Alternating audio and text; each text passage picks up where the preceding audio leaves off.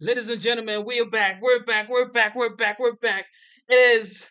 Look, I just had to come back here, man. I had to come back here. Okay, we're gonna stream the presidential debate. Let's see what time it is. Let's see what time it is. Okay, smash the like button, subscribe to the channel, and enjoy the presidential debate 2024. Kamala Harris versus Donald J. Trump. Okay, let's see what's going on right here. Where is it? Where is it? Where is it? Look, guys, this is it. It is getting spicy, y'all. It is getting spicy, y'all. It's getting spicy. Okay, tune in to the show. Tune in to the show. Tune in to the show. All right, here we go. Get ready and 5, 4, 3, 2, action. People died. Has there been anything like it? We did a phenomenal job with the pandemic.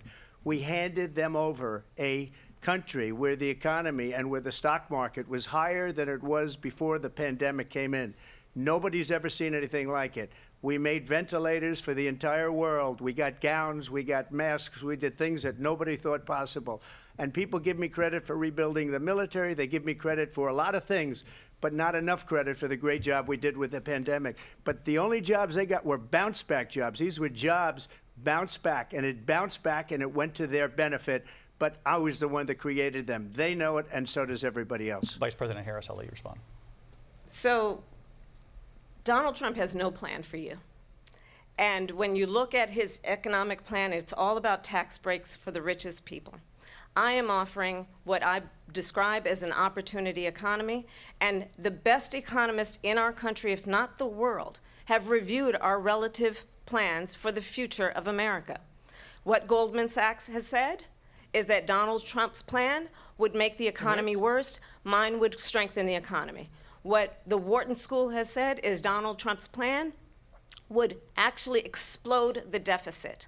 16 Nobel laureates have described his economic plan as something that would increase inflation and by the middle of next year would invite a recession. You just have to look at where we are and where we stand on the issues. And I'd invite you to know that Donald Trump actually has no plan for you because he is more interested in defending himself than he is in looking out for you. That's just a soundbite. They gave her that to say. Look, I went to the Wharton School of Finance, and many of those professors, the top professors, think my plan is a brilliant plan. It's a great plan. It's a plan that's going to bring up our worth, our value as a country. It's going to make people want to be able to go and work and create jobs and create a lot of good, solid money for our country. And just to finish off, she doesn't have a plan. She copied Biden's plan, and it's like 4 sentences, like run, spot, run.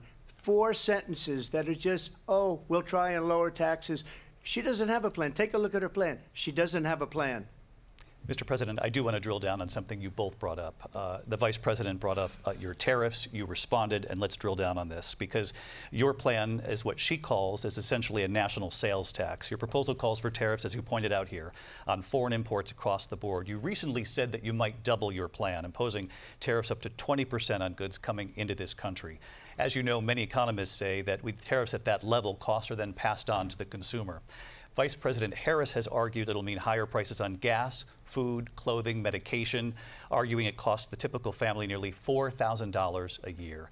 Do you believe Americans can afford higher prices because of tariffs? They're not going to have higher prices. What's going to have and who's going to have higher prices is China and all of the countries that have been ripping us off for years. I was the only president ever. China was paying us hundreds of billions of dollars, and so were other countries. And, you know, if she doesn't like them, they should have gone out and they should have immediately cut the tariffs. But those tariffs are there 3.5 years now under their administration. We are going to take in billions of dollars, hundreds of billions of dollars. I had no inflation, virtually no inflation. They had the highest inflation perhaps in the history of our country, because I've never seen a worse period of time. People can't go out and buy cereal or bacon or eggs or anything else. The people of our country are absolutely dying with what they've done. They've destroyed the economy. And all you have to do is look at a poll. The polls say 80 and 85 and even 90% that the Trump economy was great, that their economy was terrible. Vice President Harris, I do want to ask for your response, and you heard what the president said there, because the Biden administration did keep a number of the Trump tariffs in place. Let's So how do go, you respond? Trump. Let's Well, go. let's be clear that the Trump administration resulted in a trade Yes. deficit, one of the highest we've ever seen in the history of America.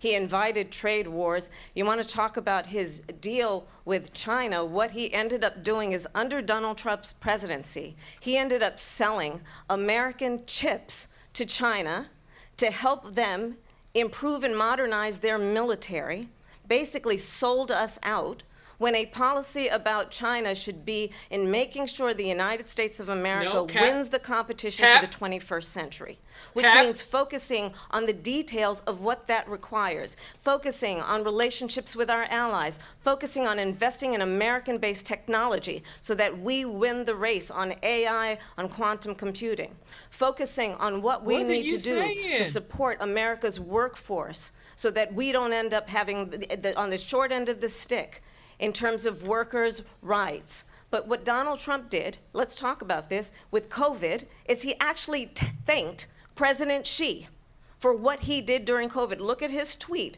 "Thank you, President Xi," exclamation point, when we know that Xi was responsible for lacking and not giving us transparency about the origins of COVID. President Trump, I'll let you respond. First of all, they bought their chips from Okay. I don't even Taiwan. know what We she's hardly saying. make chips anymore because of philosophies like they have and policies like they have. I don't say her because she has no policy. Everything that she Nobody believed 3 years cares, ago bro. and 4 years ago is out the window. She's going to my philosophy now. In fact, I was going to send her a MAGA hat. She's gone to my philosophy. But if she ever got elected, she'd change it. And it will be the end of our country. She's a Marxist. Everybody knows she's a Marxist. Her father's a Marxist professor in economics, and he taught her well.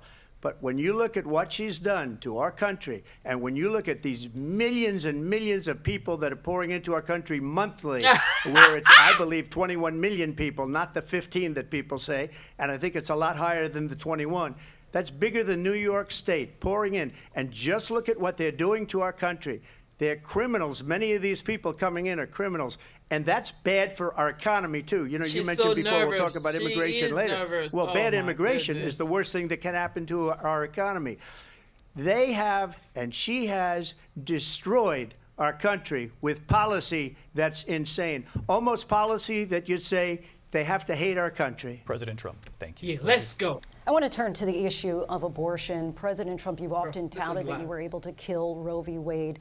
Last year, you said that you were proud to be the most pro-life president in American history. Then last month, you said that your administration would be great for women and their reproductive rights. In your home state of Florida, you surprised many with regard to your 6-week abortion ban, because you initially had said that it was too short. And you said, quote, "I'm going to be voting that we need more than 6 weeks." But then the very next day, you reversed course and said you would vote to support the 6-week ban. Vice President Harris says that women shouldn't trust you on the issue of abortion because you've changed your position so many times. Therefore, why should they trust you? Well, the reason I'm doing that vote is because the plan is, as you know, the vote is, they have abortion in the 9th month. They even have, and you can look at the governor of West Virginia, the previous governor of West Virginia, not the current governor, who's doing an excellent job, but the governor before, he said the baby will be born and we will decide what to do with the baby. In other words, we'll execute the baby. And that's why I did that, because that predominates, because they're radical. The Democrats are radical in that. And her vice presidential pick, which I think was a horrible pick, by the way, for our country, because he is really out of it. But her vice presidential pick says abortion in the 9th month is absolutely fine. He also says execution after birth. It's execution, no longer abortion, because the baby is born, is okay. And that's not okay with me, hence the vote. But what I did is something for 52 years. They've been trying to get Roe v. Wade into the states. And through the genius and heart and strength of 6 Supreme Court justices, we were able to do that. Now, I believe in the exceptions for rape, incest, and life of the mother. I believe strongly in it. Ronald Reagan did also. 85% of Republicans do. Exceptions. Very important. but we were able to get it, and now states are voting on it. And for the first time, you're going to see, look, this is an issue that's torn our country apart for 52 years. Every legal scholar, every Democrat, every Republican, liberal, conservative, they all wanted this issue to be brought back to the states where the people could vote. And that's what happened. Now, Ohio, the vote was somewhat liberal. Kansas, the vote was somewhat liberal, much more liberal than people would have thought. But each individual state is voting. It's the vote of the people now. It's not tied up in the federal government. I did a great service in doing it. It took courage to do it. And the Supreme Court had great courage in doing it. And I give tremendous credit to those 6 justices. There is no state in this country where it is legal to kill a baby after it's born. Madam Vice President, I want to get your response to President Trump. Well, as I said, you're going to hear a bunch of lies, and that's not actually a surprising fact. Let's understand how we got here. Donald Trump hand-selected 3 members of the United States Supreme Court with the intention that they would undo the protections of Roe v. Wade. And they did exactly as he intended. And now in over 20 states, there are Trump abortion bans, which make it criminal for a doctor or nurse to provide health care. In one state, it provides prison for life. Trump abortion bans that make no exception even for rape and incest, which understand what that means. A survivor of a crime of violation to their body does not have the right to make a decision about what happens to their body next. That is immoral. And one does not have to abandon their faith or deeply held beliefs to agree. The government, and Donald Trump certainly, should not be telling a woman what to do with her body. I have talked with women around our country. You want to talk about this is what people wanted? Pregnant women who want to carry a pregnancy to term, suffering from a miscarriage, being denied care in an emergency room because the healthcare providers are afraid they might go to jail, and she's bleeding out in a car in the parking lot. She didn't want that. Her husband didn't want that. A 12 or 13-year-old survivor of incest being forced to carry a pregnancy to term, they don't want that. And I pledge to you, when Congress passes a bill to put back in place the protections of Roe v. Wade, as President of the United States, I will proudly sign it into law. But understand, if Donald Trump were to be reelected, he will sign a national abortion ban. Understand, in his Project 2025, there would be a national abortion, a monitor that would be monitoring your pregnancies, your miscarriages. I think the American people believe that certain freedoms, in particular the freedom to make decisions about one's own body, should not be made by the government. Thank you, Vice President Harris. Well, there she goes again. It's a lie. I'm not signing a ban, and there's no reason to sign a ban, because we've gotten what everybody wanted. Democrats, Republicans, and everybody else, and every legal scholar wanted it to be brought back into the states, and the states are voting. And it may take a little time, but for 52 years, this issue has torn our country apart, and they've wanted it back in the states. And I did something that nobody thought was possible. The states are now voting. What she says is an absolute lie. And as far as the abortion ban, no, I'm not in favor of abortion ban, but it doesn't matter, because this issue has now been taken over by the states. Would you veto a national abortion ban if it came Well, to I your won't desk? have to, because again, 2 things. Number one, she said she'll go back to Congress. She'll never get the vote. It's impossible for her to get the vote, especially now with the 50-50, and essentially 50-50 in both Senate and the House. She's not going to get the vote. She can't get the vote. She won't even come close to it. So it's just talk. You know what it reminds me of? When they said they're going to get student loans terminated, and it ended up being a total catastrophe. The student loans, and then I think probably her boss, if you call him a boss, he spends all his time on the beach. But look, her boss went out and said, we'll do it again. We'll do it a different way. And he went out, got rejected again by the Supreme Court. So all these students got taunted with this whole thing about this whole idea, and how unfair that would have been. Part of the reason they lost to the millions and millions of people that had to pay off their student loans. They didn't get it for free, but they were saying it's the same way that they talked about that they talk about abortion. But if I could just get a yes or no, because your running mate, J.D. Vance, has said that you would veto it if it did come to your desk. Well, I didn't discuss it with J.D. In all fairness, J.D., and I don't mind if he has a certain view, but I think he was speaking for me, but I really didn't. Look, we don't have to discuss it because she'd never be able to get it, just like she couldn't get student loans. They couldn't get student loans. They didn't even come close to getting student loans. They taunted young people and a lot of other people that had loans. They can never get this approved. So it doesn't matter what she says about going to Congress. Well, wonderful. Let's go to Congress. Do it. But the fact is that for years they wanted to get it out of Congress and out of the federal government, and we did something that everybody said couldn't be done. And now you have a vote of the people on abortion. Vice President Harris, I want to give you your time to respond, but I do want to ask, would you support any restrictions on a woman's right to an abortion? I absolutely support reinstating the protections of Roe v. Wade, and as you rightly mentioned, nowhere in America is a woman carrying a pregnancy to term and asking for an abortion. That is not happening. It's insulting to the women of America. And understand what has been happening under Donald Trump's abortion bans. Couples who pray and dream of having a family are being denied IVF treatments. What is happening in our country?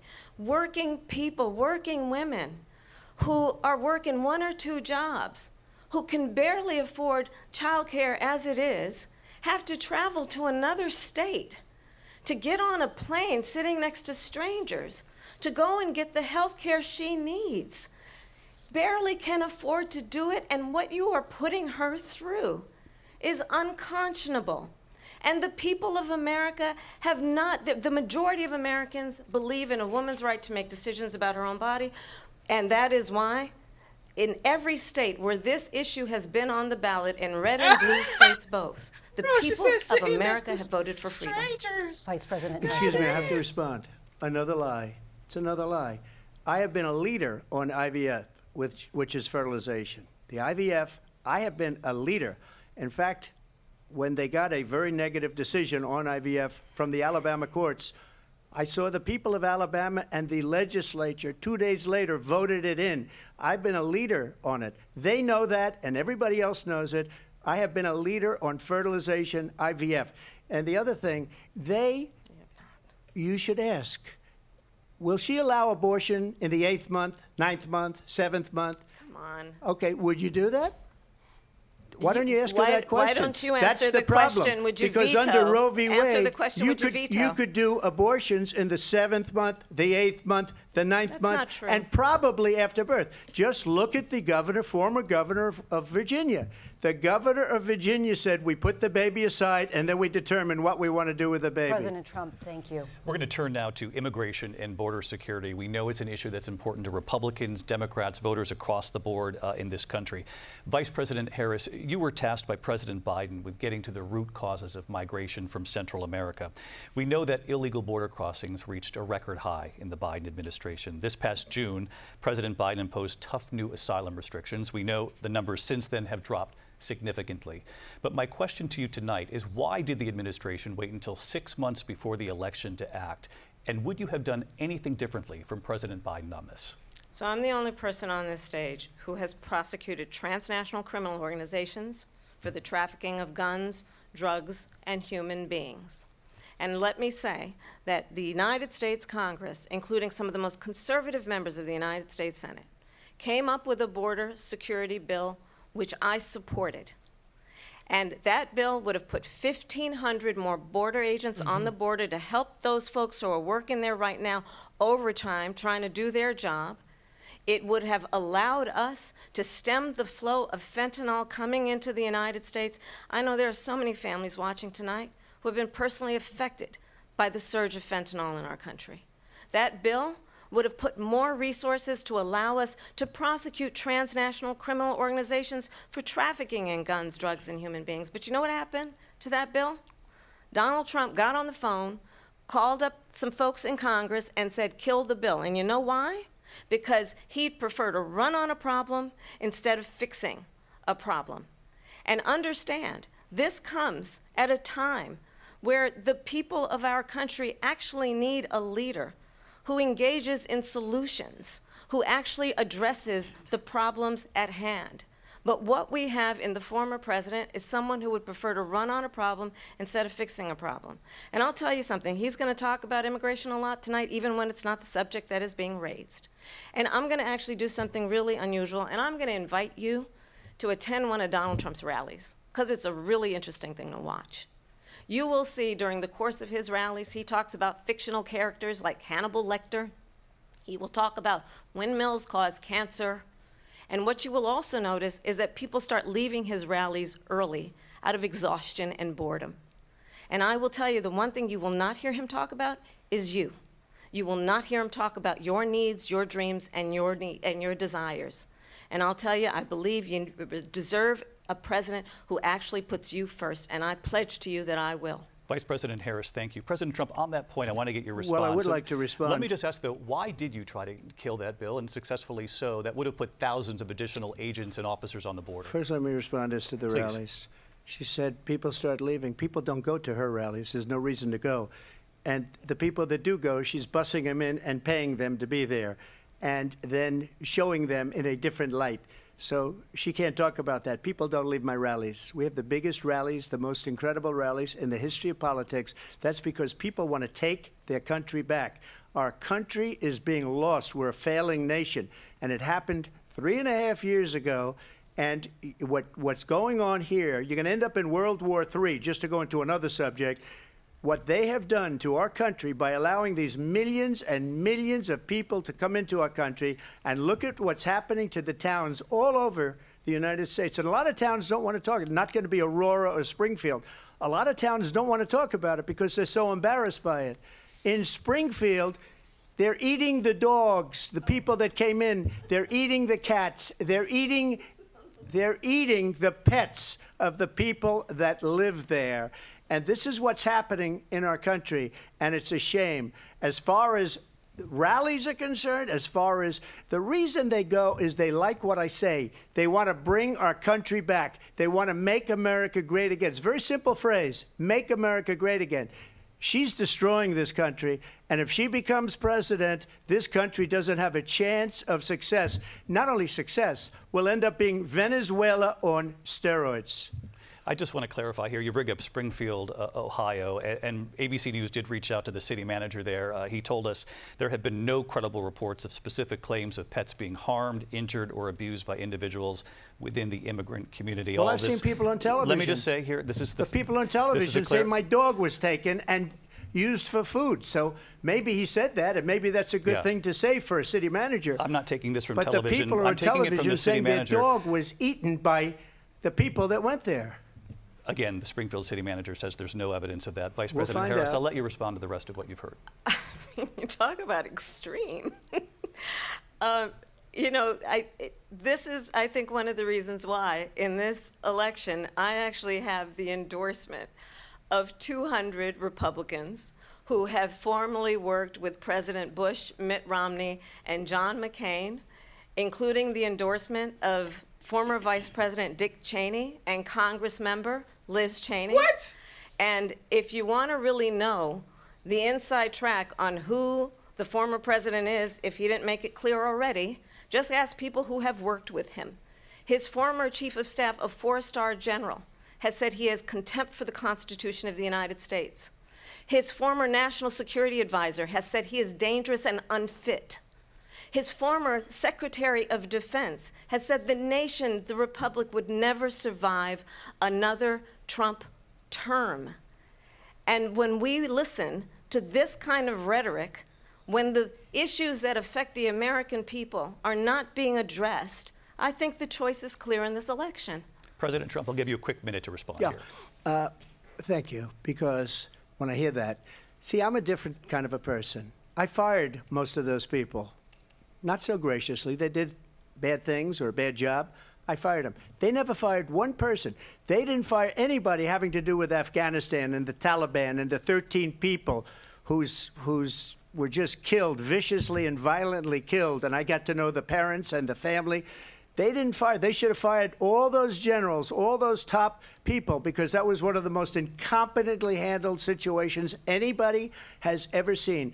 So when somebody does a bad job, I fire him. And you take a guy like Esper, he was no good, I fired him, so he writes a book. Another one writes a book, because with me they can write books, with nobody else can they. But they have done such a poor job, and they never fire anybody. Look at the economy. Look at the inflation. They didn't fire any of their economists. They have the same people. That's a good way not to have books written about you.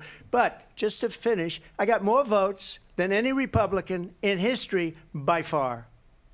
In fact, I got more votes than any president, sitting president, in history by far. Let me continue on immigration. It was what you wanted to talk about earlier, so let's get back to your deportation proposal that the vice president has reacted to as well.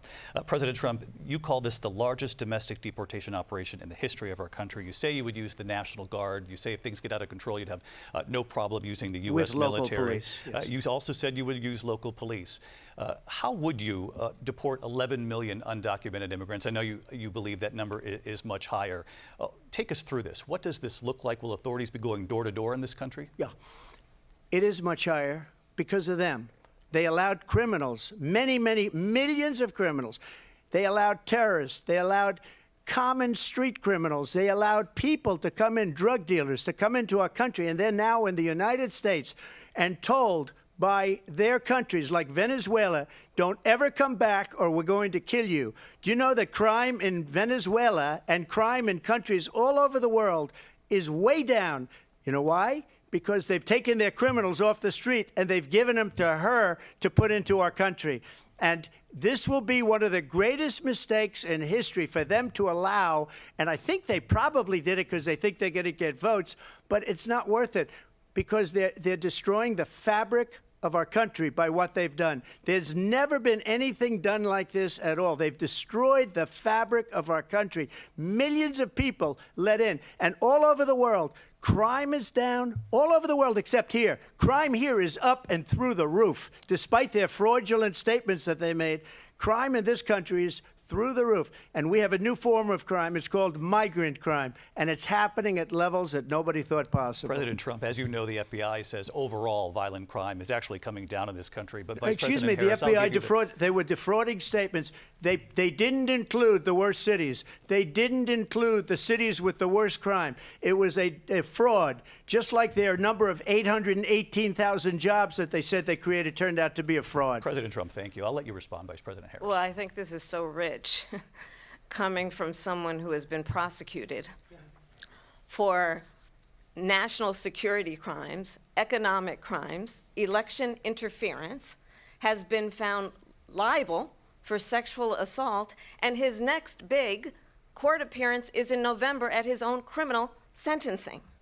And let's be clear where each person stands on the issue of what is important about respect for the rule of law and respect for law enforcement.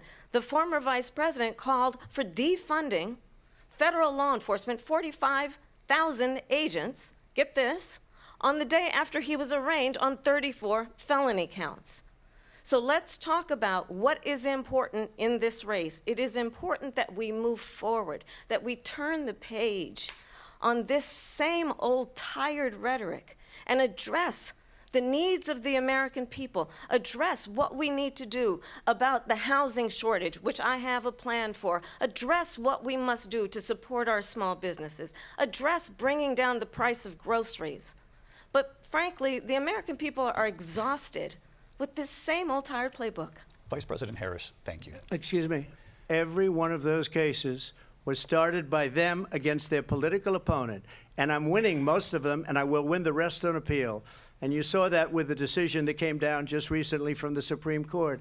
I'm winning most of them. But those are cases, it's called weaponization. Never happened in this country.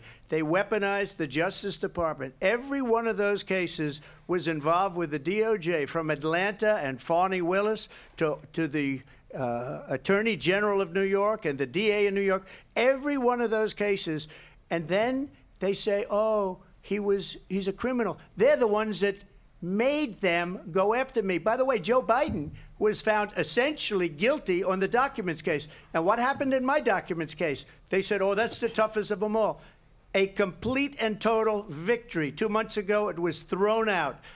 It's weaponization, and they used it, and it's never happened in this country.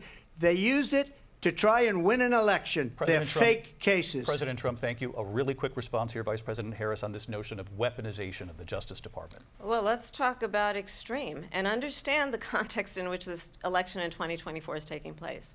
The United States Supreme Court recently ruled that the former president would essentially be immune from any misconduct if he were to enter the White House again. Understand, this is someone who has openly said he would terminate, I'm quoting, terminate the Constitution of the United States, that he would weaponize the Department of Justice against his political enemies. Someone who has openly expressed disdain for members of our military. Understand what it would mean if Donald Trump were back in the White House with no guardrails, because certainly we know now the court won't stop him. We know J.D. Vance is not going to stop him. It's up to the American people Vice to President stop Harris, him. thank you. Lindsay? Vice President Harris, in your last run for president, This is the one that weaponized, not me. She weaponized. I probably took a bullet to the head because of the things that they say about me. They talk about democracy. I'm a threat to democracy. They're the threat to democracy President with a fake Trump, Russia investigation We do have a lot that to get. went nowhere. We have a lot to get to. Lindsay? Vice President Harris, in your last run for president, you said you wanted to ban fracking. Now you don't. You wanted mandatory government buyback programs for assault weapons. Now your campaign says you don't. You supported decriminalizing border crossings. Now you're taking a harder line. I know you say that your values have not changed. So then why have so many of your policy positions changed? So my values have not changed, and I'm going to discuss at least every point that you've made. But in particular, let's talk about fracking because we're here in Pennsylvania. I made that very clear in 2020. I will not ban fracking. I have not banned fracking as Vice President of the United States. And in fact, I was the tie-breaking vote on the Inflation Reduction Act, which opened new leases for fracking. My position is that we have got to invest in diverse sources of energy so we reduce our reliance on foreign oil. We have had the largest increase in domestic oil production in history because of an approach that recognizes that we cannot over-rely on foreign oil. As it relates to my values, let me tell you, I grew up a middle-class kid raised by a hardworking mother who worked and saved and was able to buy our first home when I was a teenager. The values I bring to the importance of home ownership, knowing not everybody got handed $400 million on a silver platter and then filed bankruptcy 6 times, is a value that I bring to my work to say we are going to work with the private sector and home builders to increase 3 million homes, increase by 3 million homes by the end of my first term. My work that is related to having a friend when I was in high school who was sexually assaulted by her stepfather. And my focus then on protecting women and children from violent crime is based on a value that is deeply grounded in the importance of standing up for those who are most vulnerable.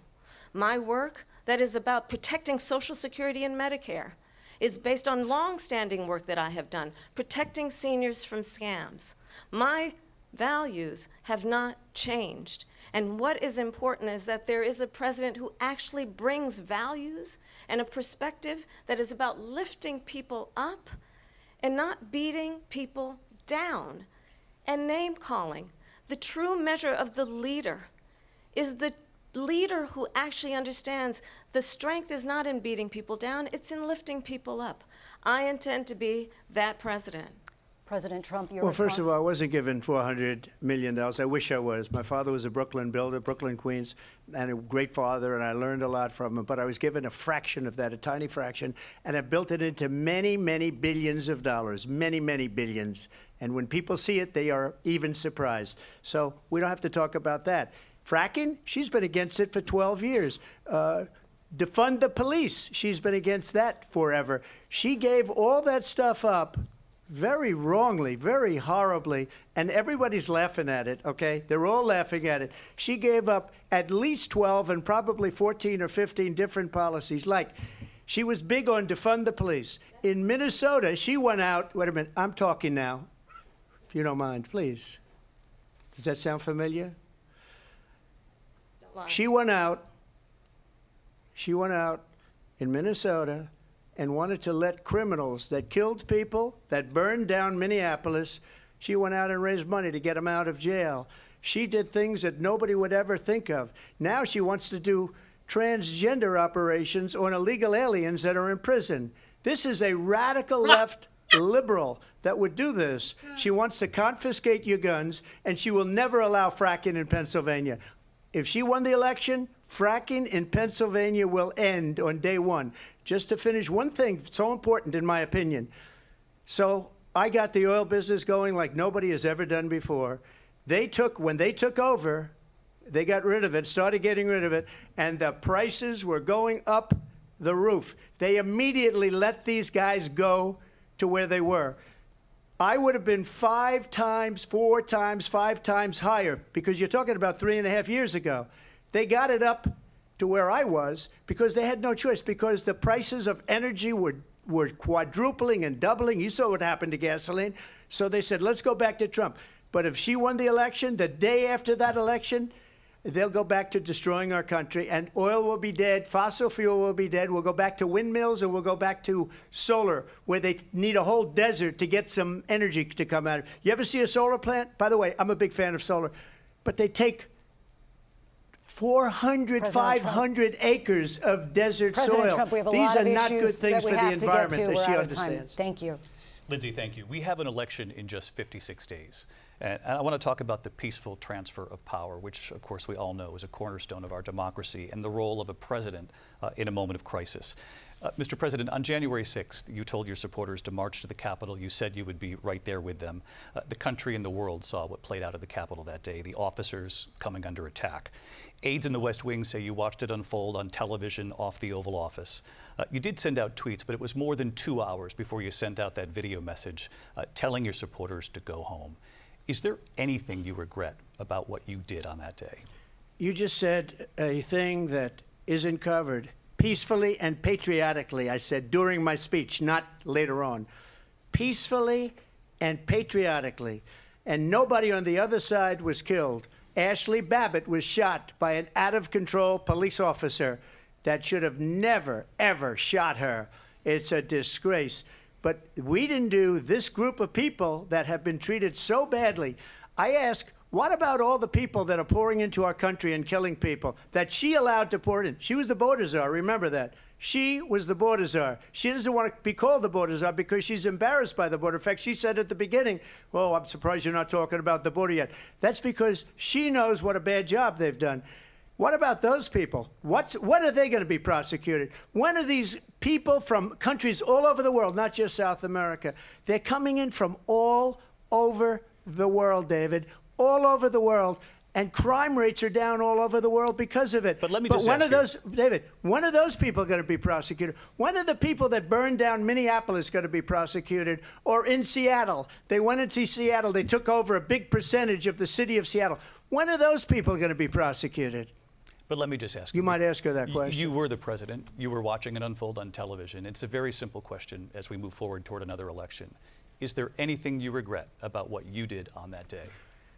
Yes or no? I had nothing to do with that other than they asked me to make a speech. I showed up for a speech. I said, I think it's going to be big. I went to Nancy Pelosi and the mayor of Washington, D.C., and the mayor put it back in writing, as you know. I said, you know, this is going to be a very big rally or whatever you want to call it. And again, it wasn't done by me. It was done by others. I said, I'd like to give you 10,000 National Guard or soldiers. They rejected me. Nancy Pelosi rejected me. It was just 2 weeks ago. Her daughter has a tape of her saying she is fully responsible for what happened. They want to get rid of that tape. It would have never happened if Nancy Pelosi and the mayor of Washington did their jobs. I wasn't responsible for security. Nancy Pelosi was responsible. She didn't do her job. The question was about you as president, not about former Speaker Pelosi, but I do want Vice President Harris to respond here. I was at the Capitol on January 6th. I was the vice president-elect. I was also an acting senator. I was there. And on that day, the President of the United States incited a violent mob to attack our nation's capital, to desecrate our nation's capital. On that day, 140 law enforcement officers were injured, and some died. And understand, The former president has been indicted and impeached for exactly that reason. But this is not an isolated situation. Let's remember Charlottesville, where there was a mob of people carrying tiki torches, spewing anti-Semitic hate. And what did the president then at the time say? There were fine people on each side. Let's remember that when it came to the Proud Boys, a militia, the president said, the former president said, stand back and stand by. So for everyone watching who remembers what January 6th was, I say we don't have to go back. Let's not go back. We're not going back. It's time to turn the page. And if that was a bridge too far for you, well, there is a place in our campaign for you to stand for country, to stand for our democracy, to stand for rule of law, and to end the chaos, and to end the approach that is about attacking the foundations of our democracy because you don't like the outcome. And be clear on that point. Donald Trump, the candidate, has said in this election there will be a bloodbath if this and the outcome of this election is not to his liking. Let's turn the page on this. Let's not go back. Let's chart a course for the future and not go backwards to the past. Let me just follow up here. It was a different term, and it was a term that related to energy because they have destroyed our energy business. That was where bloodbath was. Also, on Charlottesville, that story has been, as you would say, debunked. Laura Ingraham, Sean Hannity, Jesse, all of these people, they covered it. If they go an extra sentence, they will see it was perfect. It was debunked in almost every newspaper, but they still bring it up, just like they bring 2025 up.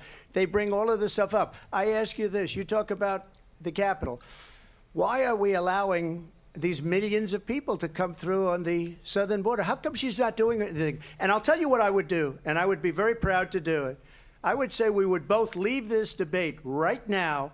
I'd like to see her go down to Washington, D.C. during this debate because we're wasting a lot of time.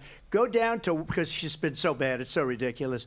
Go down to Washington, D.C. and let her sign a bill to close up the border because they have the right to do it. They don't need bills. They have the right to do it. The President of the United States, you'll get him out of bed. You'll wake him up at 4 o'clock in the afternoon. Right. You'll say, come on down to the office. Let's sign a bill. If he signs a bill that the border is closed, all he has to do is say it to the Border Patrol, who are phenomenal. If they do that, the border is closed. Mr. Those President, people are killing many people, unlike J6. We talked immigration here tonight. I do want to focus on this next issue to both of you because it really brings us this into focus, truth in these times that we're living in. Mr. President, for 3.5 years after you lost the 2020 election, you repeatedly falsely claimed that you won, many times saying you won in a landslide. In the past couple of weeks leading up to this debate, you have said, quote, you lost by a whisker, that you, quote, didn't quite make it, that you came up a little bit short. I said that? Are you now acknowledging that you lost in 2020? No, I don't acknowledge that at all. But I you said did that say sarcastically. That. You know that. It was said, oh, we lost by a whisker. That was said sarcastically. Look, there's so much proof. All you have to do is look at it. And they should have sent it back to the legislatures for approval. I got almost 75 million votes, the most votes any sitting president has ever gotten. I was told if I got 63, which was what I got in 2016, you can't be beaten.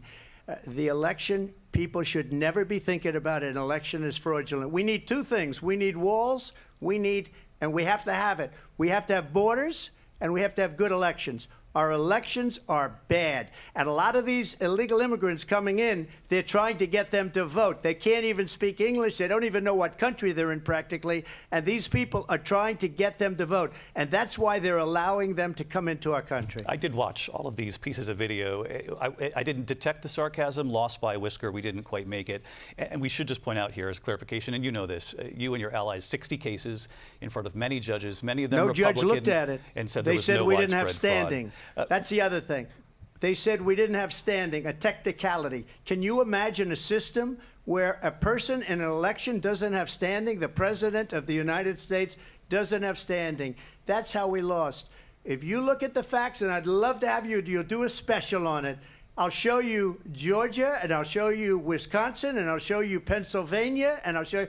We have so many facts and statistics, but you know what? That doesn't matter, because we have to solve the problem that we have right now. That's old news.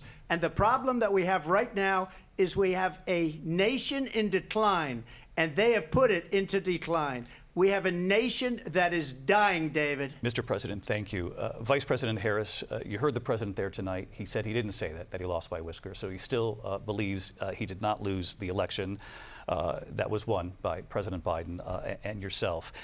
But I do want to ask you about something that's come up in the last couple of days. This was a post from President Trump about this upcoming election just weeks away. He said, when I win, those people who cheated, and then he lists donors, voters, election officials, he says will be prosecuted to the fullest extent of the law, which will include long-term prison sentences.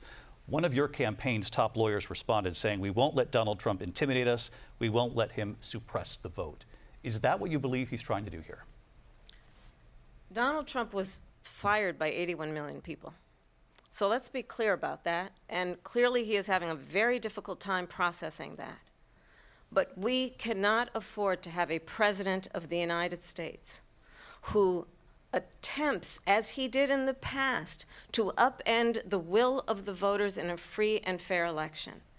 And I'm going to tell you that I have traveled the world as Vice President of the United States, and world leaders are laughing at Donald Trump.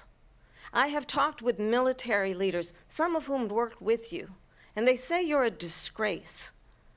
And when you then talk in this way in a presidential debate and deny what over and over again are court cases you have lost because you did in fact lose that election, it leads one to believe that perhaps we do not have in the candidate to my right the temperament or the ability to not be confused about fact. That's deeply troubling, and the American people deserve better. I'll give you 1 minute to respond, Mr. President. Let me just say about world leaders. Viktor Orban, one of the most respected men, they call him a strong man. He's a tough person, smart. Prime Minister of Hungary. They said, why is the whole world blowing up? 3 years ago it wasn't. Why is it blowing up? He said, because you need Trump back as president. They were afraid of him. China was afraid, and I don't like to use the word afraid, but I'm just quoting him. China was afraid of him. North Korea was afraid of him. Look at what's going on with North Korea, by the way. He said Russia was afraid of him. I ended the Nord Stream 2 pipeline, and Biden put it back on day one, but he ended the XL pipeline. The XL pipeline in our country, he ended that. But he let the Russians build a pipeline going all over Europe and heading into Germany, the biggest pipeline in the world. Look, Viktor Orban said it. He said the most respected, most feared person is Donald Trump. We had no problems when Trump was president. But when this weak, pathetic man that you saw at a debate just a few months ago, that if he weren't in that debate, he'd be running instead of her. She got no votes. He got 14 million votes. What you did, you talk about a threat to democracy. He got 14 million votes, and they threw him out of office. And you know what? I'll give you a little secret. He hates her. He can't stand her. But he got 14 million votes. They threw him out. She got 0 votes. And when she ran, she was the first one to leave because she failed. And now she's running. I don't understand it, but I'm okay with it because I think we're going to do very well. We've got a lot more to get to. Turning now to the Israel-Hamas war and the hostages who are still being held, Americans among them. Vice President Harris, in December, you said, quote, Israel has a right to defend itself, but you added, quote, it matters how, saying international humanitarian law must be respected. Israel must do more to protect innocent civilians. You said that 9 months ago. Now an estimated 40,000 Palestinians are dead. Nearly 100 hostages remain. Just last week, Prime Minister Benjamin Netanyahu said there's not a deal in the making. President Biden has not been able to break through the stalemate. How would you do it? Well, let's understand how we got here. On October 7, Hamas, a terrorist organization, slaughtered 1,200 Israelis. Many of them young people who were simply attending a concert. Women were horribly raped. And so absolutely, I said then, I say now, Israel has a right to defend itself. We would. And how it does so matters. because it is also true, far too many innocent Palestinians have been killed. Children, mothers. What we know is that this war must end. It must end immediately, and the way it will end is we need a ceasefire deal and we need the hostages out. And so we will continue to work around the clock on that. Work around the clock, also understanding that we must chart a course for a two-state solution.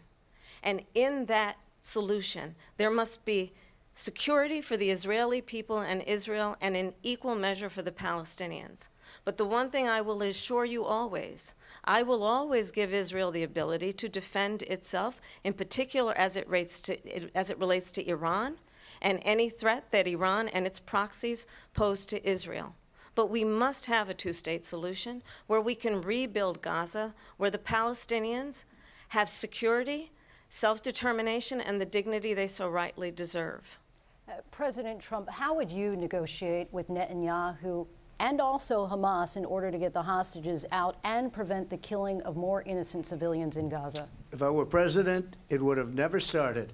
If I were president, Russia would have never, ever, I know Putin very well, he would have never, and there was no threat of it either, by the way, for 4 years, have gone into Ukraine and killed millions of people when you add it up, far worse than people understand what's going on over there. But when she mentions about Israel, all of a sudden, she hates Israel. She wouldn't even meet with Netanyahu when he went to Congress to make a very important speech. She refused to be there because she was at a sorority party of hers. She wanted to go to the sorority party. She hates Israel. If she's president, I believe that Israel will not exist within 2 years from now. And I've been pretty good at predictions, and I hope I'm wrong about that one. She hates Israel. At the same time, in her own way, she hates the Arab population because the whole place is going to get blown up. Arabs, Jewish people, Israel will be gone. It would have never happened. Iran was broke under Donald Trump.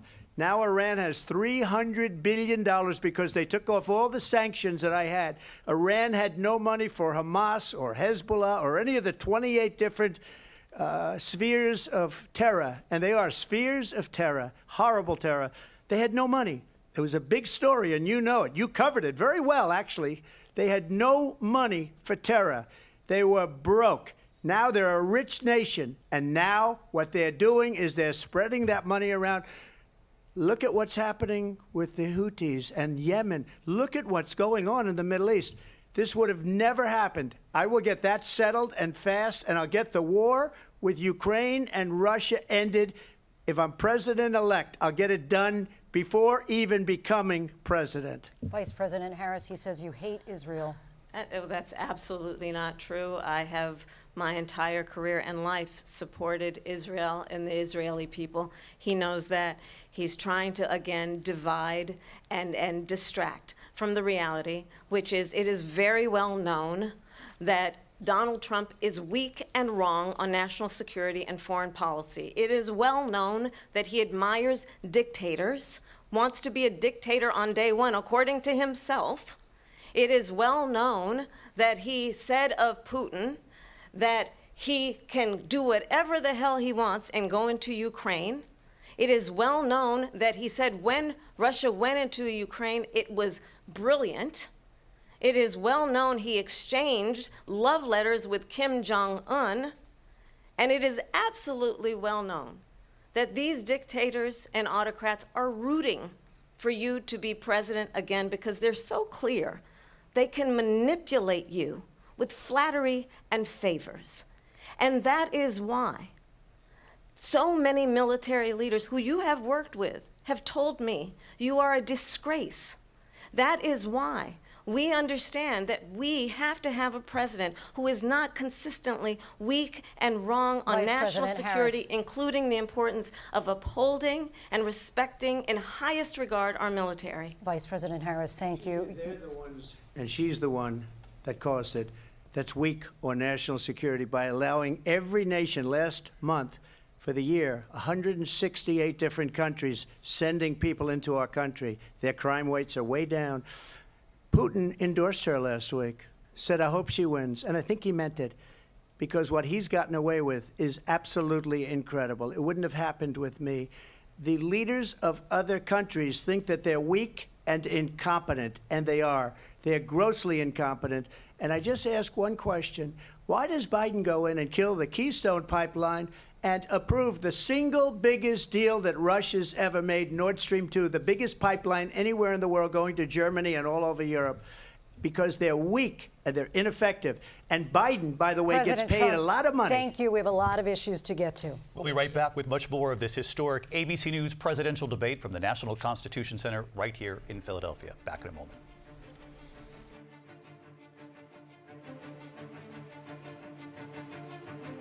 The ABC News presidential debate will continue after this.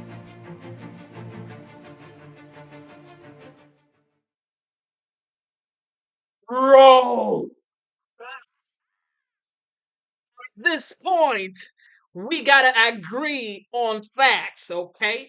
We gotta agree on facts, all right? I 100% think that Big T is winning now. Look, he started a little bit rough. I ain't gonna cap.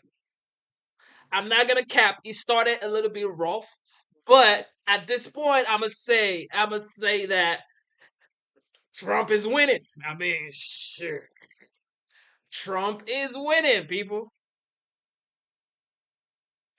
I think Trump is winning. I ain't gonna cap. Now, Kamala started. I feel like she started okay, but she didn't start like great. But if you think about it, when she started talking, you could tell she had memorized her lines. You feel me? She had memorized her lines, and it's like, okay, I grew up in a small town. I grew up in this. My mom taught me this, that, that, that, that.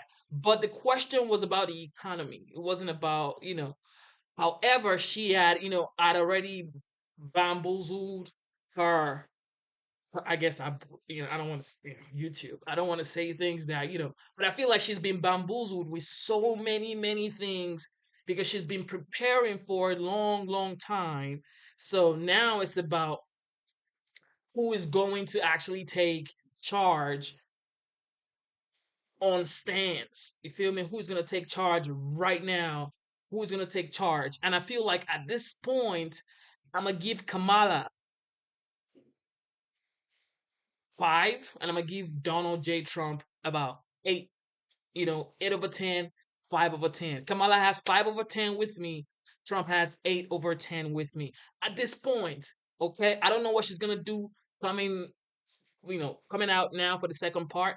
However, like Trump has been very, very particular about the border, the economy, the state of the world, the wars, and everything going on. And it's been on point. Okay. He's been on point. So Kamala has just been, she said some things, but most of the things Kamala has said has just been directed to Trump. She has been attacking him based on his personality, how he's a very disgraceful person. He is not aware of the facts. She has been directing her attacks towards Trump instead of actually saying, you know what, we know the border ain't the best right now, but we can work on it. So I feel like Trump has been doing a good job. Basically, he's been doing a very good job. I didn't expect him to actually be this calm and cool, you know, but for some reason he is cool, calm, and collected. So I gotta give it to Trump, man. I gotta give it to Trump. I got to give it to Trump. I gotta give it to Trump. I gotta give it to Trump. He has been cool. I thought it was gonna be like calling her names. I'm glad he hasn't said she's not black. I'm glad he hasn't said um how to pronounce her name and stuff like that. He's been really, really particular about his policies, the things that these current administration are doing wrong, like making sure the border is well and secured. He spoke about Colorado. He's spoken about the immigrant doing all type of BS over there. He's really doing what he's supposed to do. I mean, I know most people are still not gonna vote for him. Like major Democrats are never gonna vote for Trump, regardless of what happens in this debate.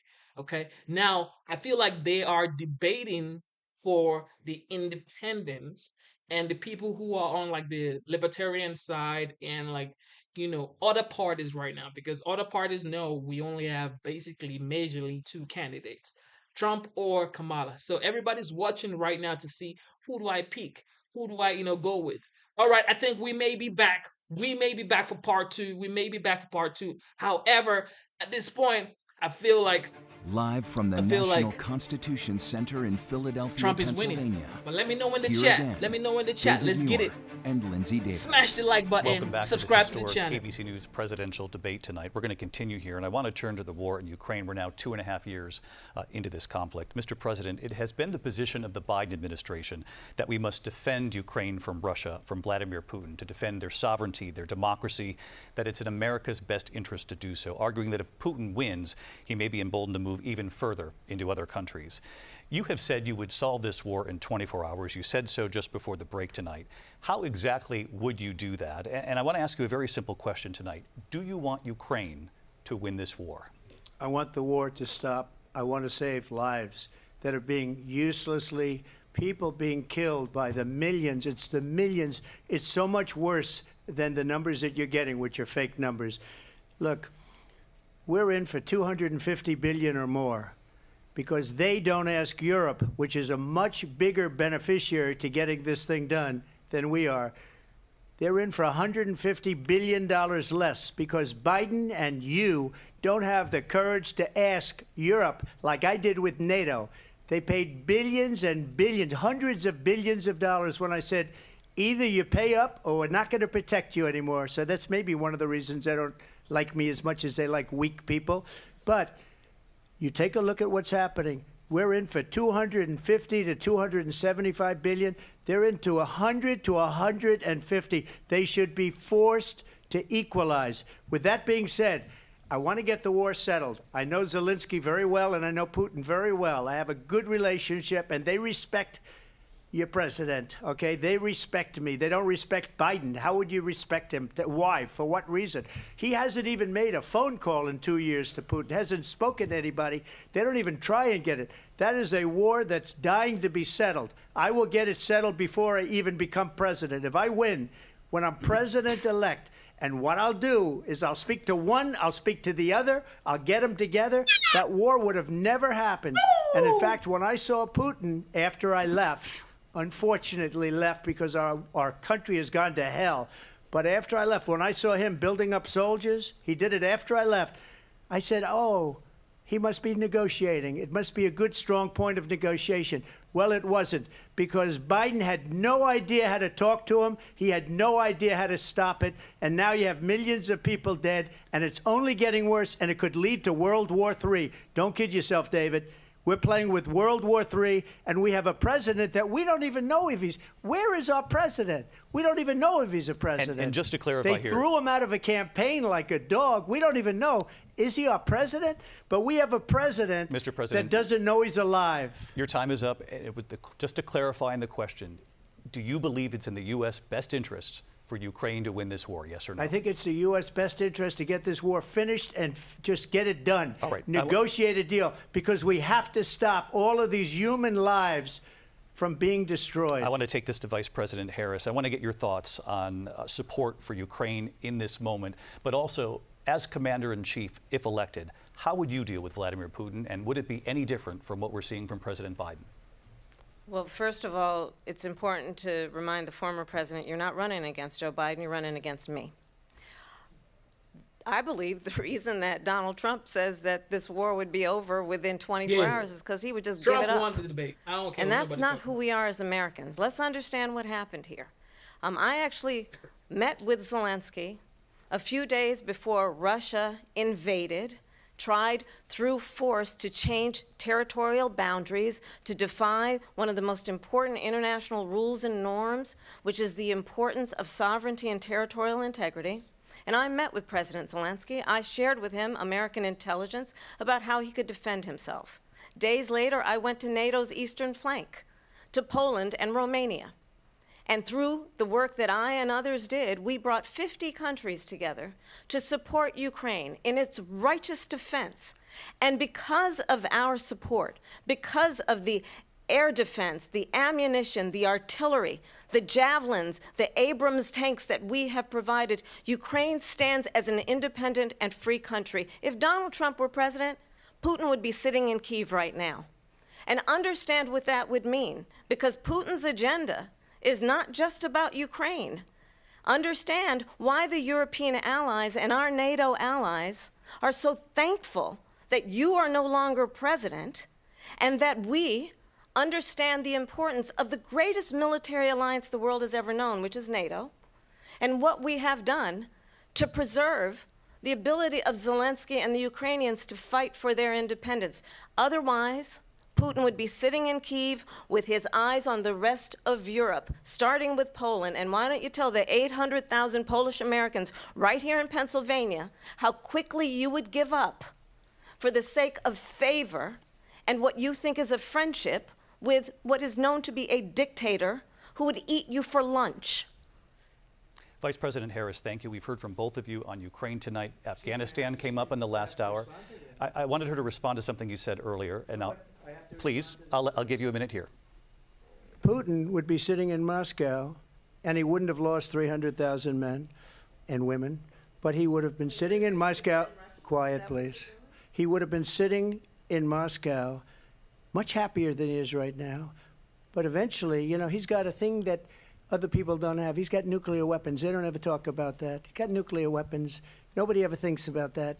And eventually, maybe he'll use them, and maybe he hasn't been that threatening, but he does have that.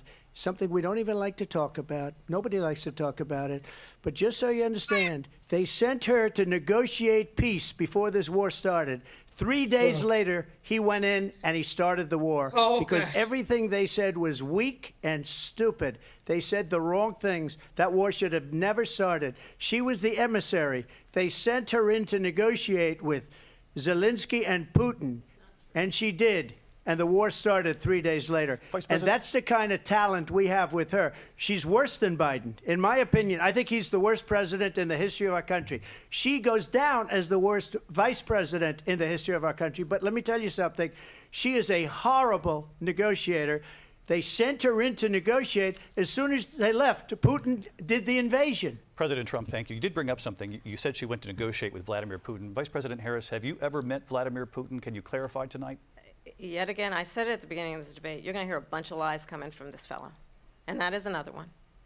When I went to meet with President Zelensky, I've now met with him over 5 times.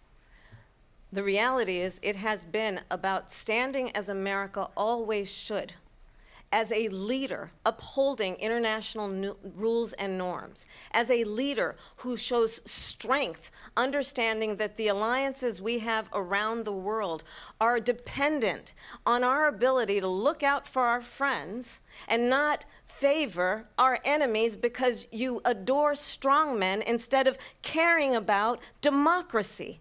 And that is very much what is at stake here. The President of the United States is commander-in-chief. And the American people have a right to rely on a president who understands the significance of America's role and responsibility in terms of ensuring that there is stability and ensuring we stand up for our principles and not sell them for the benefit of personal flattery. We've talked about Ukraine and Vladimir Putin. I do want to talk about Afghanistan. It came up in the first hour of this debate. I want to move on to Afghanistan. Said Trump did the most amazing thing I've ever seen. He got these countries, the 28 countries at the time, to pay up. He said, I've never seen. He's the head of NATO. He said, I've never seen. For years, we were paying almost all of NATO. We were being ripped off by European nations, both on trade and on NATO. I got them to pay up by saying one of the statements you made before, if you don't pay, we're not going to protect you. Otherwise, we would have never gotten it. He said it was one of the most incredible jobs that he's ever seen done. Thank you. I want to turn to Afghanistan. It came up in the first hour of the debate, and we witnessed a poignant moment today on Capitol Hill, honoring the soldiers who died in the chaotic withdrawal from Afghanistan. I do want to ask the Vice President, do you believe you bear any responsibility in the way that withdrawal played out? Well, I will tell you, I agreed with President Biden's decision to pull out of Afghanistan. 4 presidents said they would, and Joe Biden did. And as a result, America's taxpayers are not paying the $300 million a day we were paying for that endless war. And as of today, there is not one member of the United States military who is in active duty in a combat zone in any war zone around the world, the first time this century. But let's understand how we got to where we are. Donald Trump, when he was president, negotiated one of the weakest deals you can imagine. He calls himself a deal maker. Even his national security advisor said it was a weak, terrible deal. And here's how it went down. He bypassed the Afghan government. He negotiated directly with a terrorist organization called the Taliban. The negotiation involved the Taliban getting 5,000 Taliban terrorists released. And get this, and the president at the time invited the Taliban to Camp David, a place of storied significance for us as Americans, a place where we honor the importance of American diplomacy, where we invite and receive respected world leaders. And this former president, as president, invited them to Camp David because he does not again appreciate the role and responsibility of the President of the United States to be commander-in-chief with a level of respect. And this gets back to the point of how he has consistently disparaged and demeaned members of our military, fallen soldiers, and the work that we must do to uphold the strength and the respect of the United States of America around the world. Vice President Harris, thank you. President Trump, your response to her saying that you began the negotiations with the Taliban. So if you take a look at that period of time, the Taliban was killing our soldiers, a lot of them, with snipers. And I got involved with the Taliban because the Taliban was doing the killing. That's the fighting force within Afghanistan. They don't bother doing that because, you know, they deal with the wrong people all the time. But I got involved. And Abdul is the head of the Taliban. He is still the head of the Taliban. And I told Abdul, don't do it anymore. You do it anymore, you're going to have problems. And he said, why do you send me a picture of my house? I said, you're going to have to figure that out, Abdul. And for 18 months, we had nobody killed. We did have an agreement negotiated by Mike Pompeo. It was a very good agreement. The reason it was good, it was we were getting out. We would have been out faster than them, but we wouldn't have lost the soldiers. We wouldn't have left many Americans behind, and we wouldn't have left $85 billion worth of brand new, beautiful military equipment behind. And just to finish, they blew it. The agreement said you have to do this, and they didn't do it. They didn't do it. The agreement was terminated by us because they didn't do what they were supposed to do. I want to move on. And these people did the worst withdrawal, and in my opinion, the most embarrassing moment in the history of our country. And by the way, that's why Russia attacked Ukraine, because they saw how incompetent she and her boss are. President Trump, thank you. I want to move on now to race and politics in this country. Mr. President, you recently said of Vice President Harris, quote, I didn't know she was black until a number of years ago when she happened to turn black, and now she wants to be known as black. I want to ask a bigger picture question here tonight. Why do you believe it's appropriate to weigh in on the racial identity of your opponent? I don't, and I don't care. I don't care what she is. I don't care. You make a big deal out of something. I couldn't care less. Whatever she wants to be is okay with me. But those were your words. I don't know. I don't know. I mean, all I can say is I read where she was not black, that she put out, and I'll say that. And then I read that she was black, and that's okay. Either one was okay with me. That's up to her. That's up to her. Vice President Harris, your thoughts on this? I think it's, I mean, honestly, I think it's a tragedy that we have someone who wants to be president who has consistently, over the course of his career, attempted to use race to divide the American people. You know, I do believe that the vast majority of us know that we have so much more in common than what separates us, and we don't want this kind of approach that is just constantly trying to divide us, and especially by race. And let's remember how Donald Trump started. He was a land, he owned buildings, and he was investigated because he refused to rent property to black families.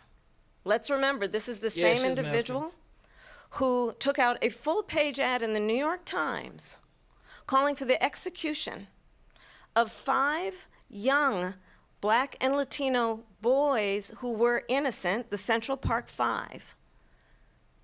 Took out a full-page ad calling for their execution. This is the same individual who spread birther lies about the first black president of the United States. And I think the American people want better than that, want better than this, want someone who understands, as I do, I travel our country. We see in each other a friend. We see in each other a neighbor. We don't want a leader who is constantly trying to have Americans point their fingers at each other. I meet with people all the time who tell me, can we please just have discourse about how we're going to invest in the aspirations and the ambitions and the dreams of the American people?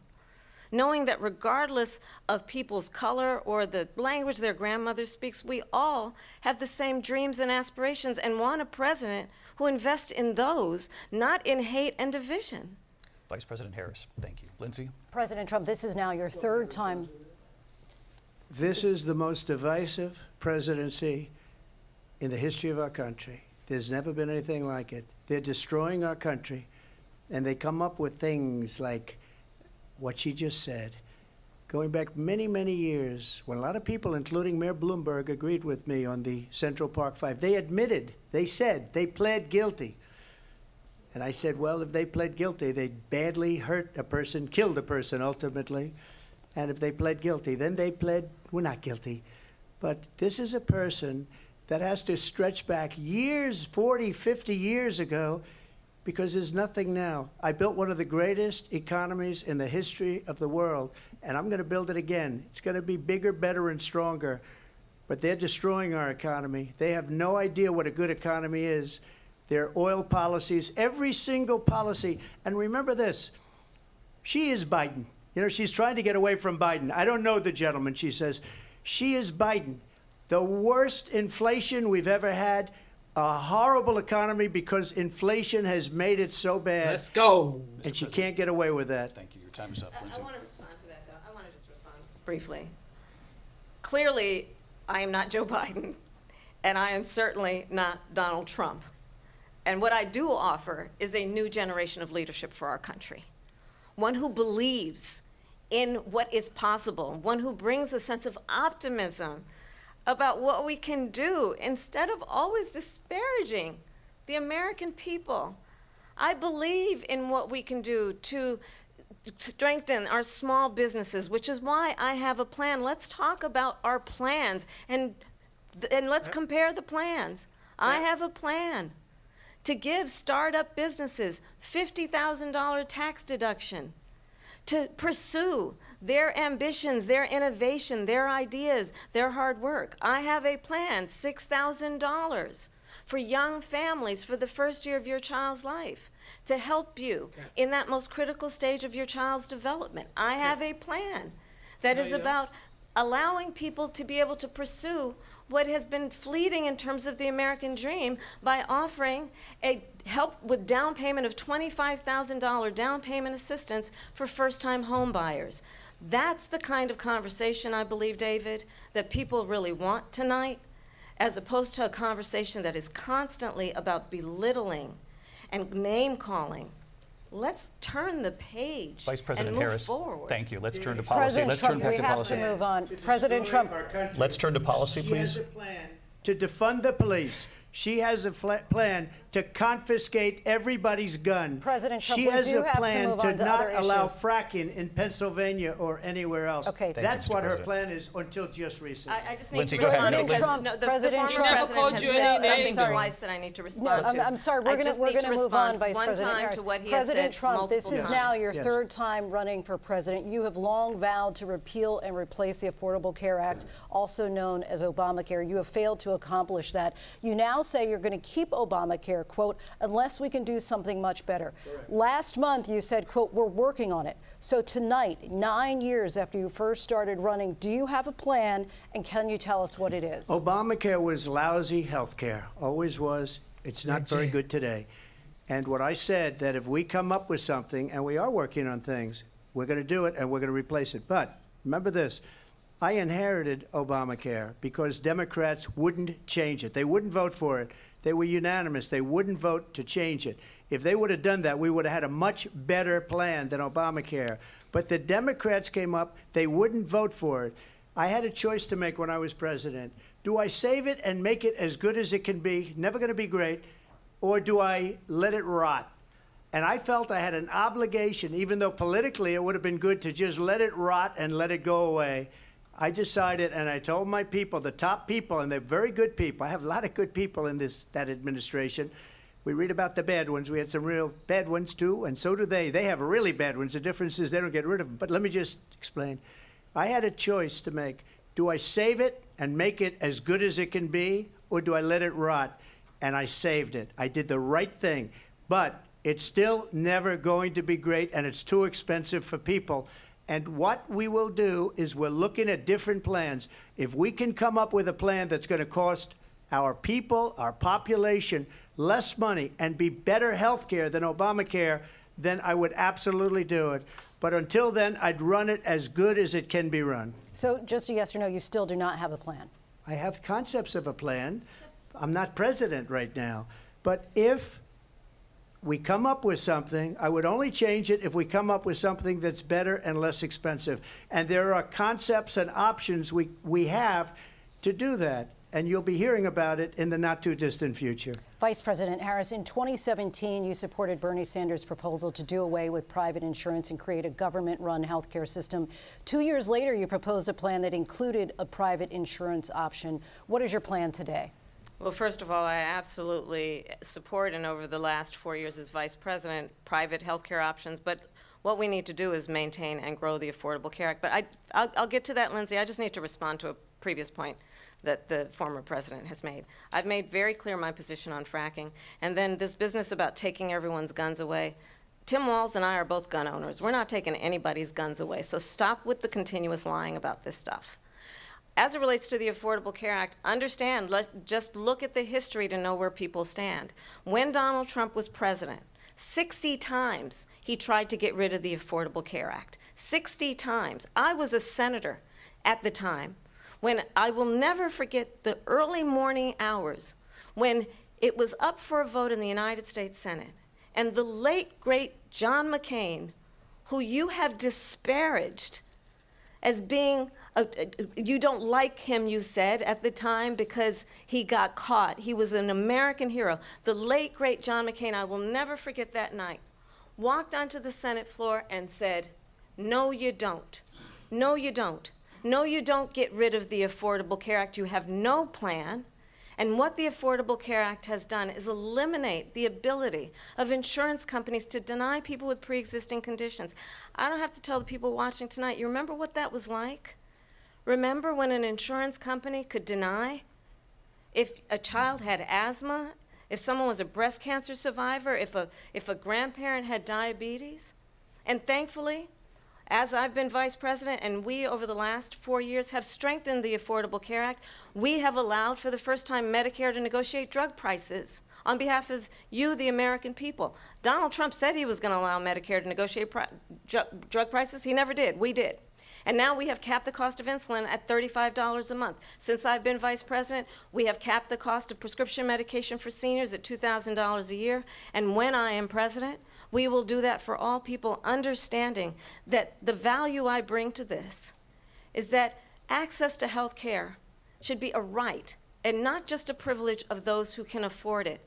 And the plan has to be to strengthen the Affordable Care Act, not get rid of it. Vice President Harris, thank you. In terms of where Donald Trump stands on that. I want to move to an issue that's important for a lot of... You made a mistake. Number one, John McCain fought Obamacare for 10 years. But it wasn't only him. It were all of the Democrats that kept it going. And you know what? We can do much better than Obamacare, much less money. But she won't improve private insurance for people, private medical insurance. That's another thing she doesn't want to give. People are paying privately for insurance that have worked hard and made money, and they want to have private. She wants everybody to be on government insurance where you wait 6 months for an operation that you need immediately. President Trump, thank you. We have another issue that we'd like to get to that's important for a number of Americans, in particular younger voters, and that's climate change. President Trump, with regard to the environment, you say that we have to have clean air and clean water. Vice President Harris, you call climate change an existential threat. The question to you both tonight is, what would you do to fight climate change? And Vice President Harris, we'll start with you. 1 minute for you each. Well, the former president had said that climate change is a hoax. And what we know is that it is very real. You ask anyone who lives in a state who has experienced these extreme weather occurrences, who now is either being denied home insurance or it's being jacked up. You ask anybody who has been the victim of what that means in terms of losing their home, having nowhere to go. We know that we can actually deal with this issue. The young people of America care deeply about this issue. And I am proud that as vice president over the last 4 years, we have invested $1 trillion in a clean energy economy, while we have also increased domestic gas production to historic levels. We have created over 800,000 new manufacturing jobs while I have been vice president. We have invested in clean energy to the point that we are opening up factories around the world. Donald Trump said he was going to create manufacturing jobs. He lost manufacturing jobs. And I'm also proud to have the endorsement of the United Auto Workers and Sean Fain, who also know that part of building a clean energy economy includes investing in American-made products, American automobiles. It includes growing what we can do around American manufacturing and opening up auto plants, not closing them like happened under Donald Trump. Vice President Harris, thank you. That didn't happen under Donald Trump. Let me just tell you, they lost 10,000 manufacturing jobs this last month. It's going, they're all leaving. They're building big auto plants in Mexico, in many cases owned by China. They're building these massive plants, and they think they're going to sell their cars into the United States because of these people. What they have given to China is unbelievable. But we're not going to let that. We'll put tariffs on those cars so they can't come into our country, because they will kill the United Auto Workers and any auto worker, whether it's in Detroit or South Carolina or any other place. What they've done to business and manufacturing in this country is horrible. We have nothing because they refuse. You know, Biden doesn't go after people because supposedly China paid him millions of dollars. He's afraid to do it. Between him and his son, they get all this money from Ukraine. They get all this money from all of these different countries. And then you wonder, why is he so loyal to this one, that one, Ukraine, China? Why is he? Why did he get $3.5 million from the mayor of Moscow's wife? Why did she pay him $3.5 million? This is a crooked administration, and they're selling our country down the tubes. President Trump, thank you. Thank you. We'll be right back with closing statements from both of our candidates. An historic night, this ABC News presidential debate from Philadelphia. Back in a moment.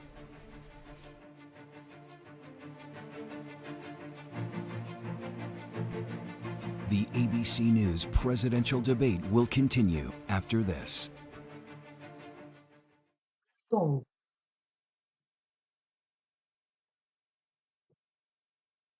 let's go.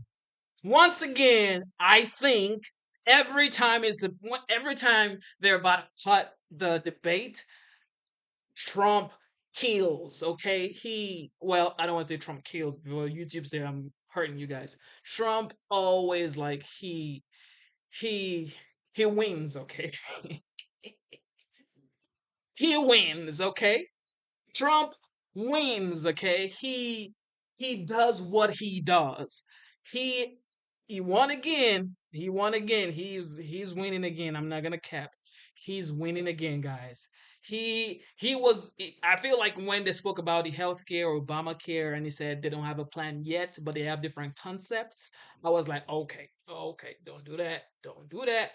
But now he got back up and he spoke about Ukraine, he spoke about China, he spoke about the manufacturing jobs, and he's doing what he does, bro. This is what I'm saying. Like people say Trump is scared is afraid to debate, Kamala. I mean, you are watching right now. Kamala isn't even talking about, I don't think she has actually answered any questions. She hasn't answered precisely any questions. She has just been attacking Trump. She has been attacking Trump. She wants to get him all, riled.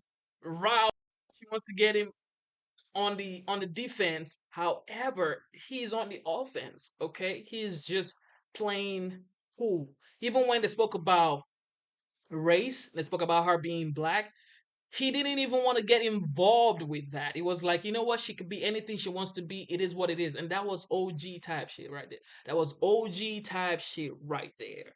For him to not even go into all of that stuff because that's what they want him to do. Because, of course, she's a lady and he's a guy. So if a guy is going after a lady like that, people are going to get, emotional into their feelings. And then they're going to say, you know what?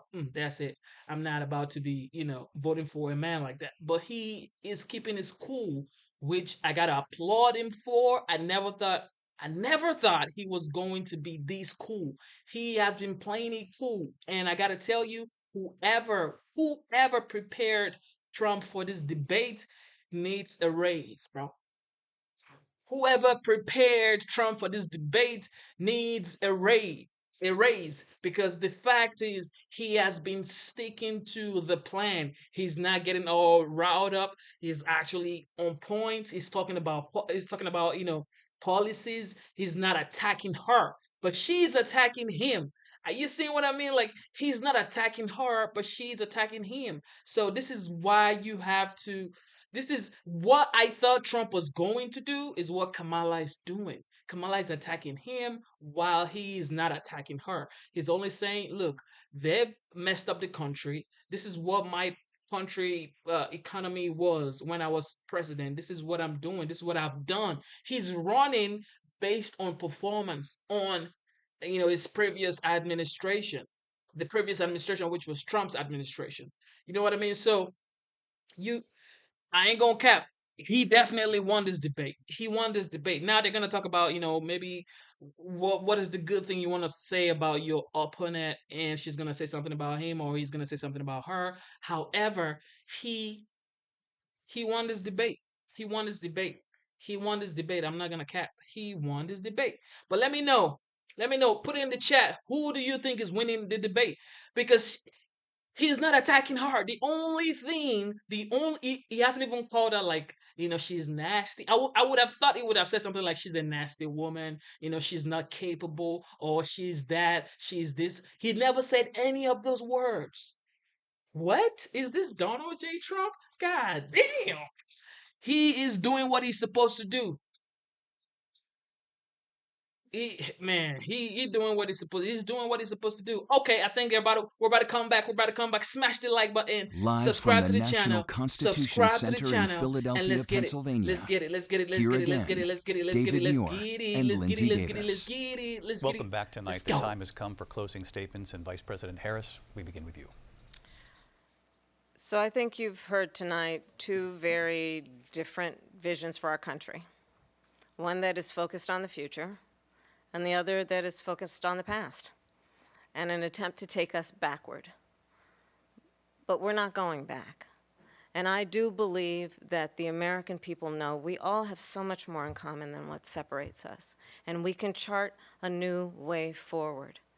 And a vision of that includes having a plan, understanding the aspirations, the dreams, Bro, the hopes, the ambition of the American Bro, people, this which is is all. why I intend to create No, we've an heard of this. We're opportunity not going economy, back, bro. investing in You see what small I mean? Like, businesses, in new families, this is in what all. we can do around protecting They've seniors, bamboozled what her we can too do much. that is about giving hardworking folks She's a not speaking break and from the bringing heart down the at cost of all. living. I believe in what we can do together that is about sustaining America's standing in the world and ensuring that we have the respect that we so rightly deserve, including respecting our military and ensuring we have the most lethal fighting force in the world. I will be a president that will protect our fundamental rights and freedoms, including the right of a woman to make decisions about her own body and not have her government tell her what to do.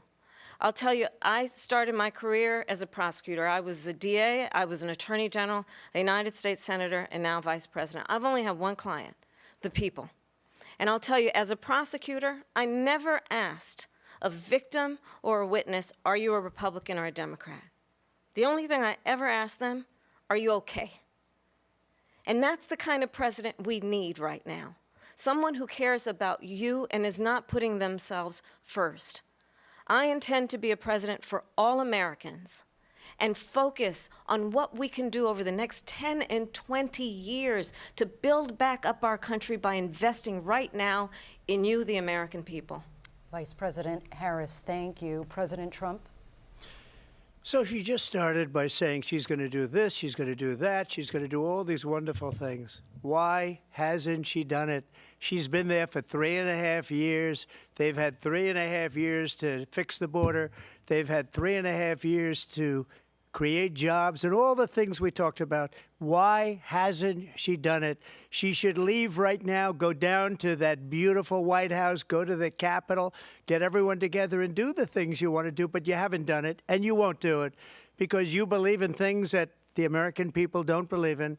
You believe in things like we're not going to frack, we're not going to take fossil fuel, we're not going to do things that are going to make this country strong, whether you like it or not. Germany tried that, and within 1 year they were back to building normal energy plants. We're not ready for it. We can't sacrifice our country for the sake of bad vision. But I just ask one simple question. Why didn't she do it? We're a failing nation. We're a nation that's in serious decline. We're being laughed at all over the world. All over the world, they're laughed. I know the leaders very well. They're coming to see me. They call me. We're laughed at all over the world. They don't understand what happened to us as a nation. We're not a leader. We don't have any idea what's going on. We have wars going on in the Middle East. We have wars going on with Russia and Ukraine. We're going to end up in a third world war, and it'll be a war like no other because of nuclear weapons, the power of weaponry. I rebuilt our entire military. She gave a lot of it away to the Taliban. She gave it to Afghanistan. What these people have done to our country, and maybe toughest of all, is allowing millions of people to come into our country. Many of them are criminals, and they're destroying our country. The worst president, the worst vice president in the history of our country. President Trump, thank you. And that is our ABC News presidential debate from here in Philadelphia at the National Constitution Center. I'm Lindsay Davis. And I'm David Muir. Thank you for watching here in the U.S. and all over the world, and from all of us here at ABC News. Good night.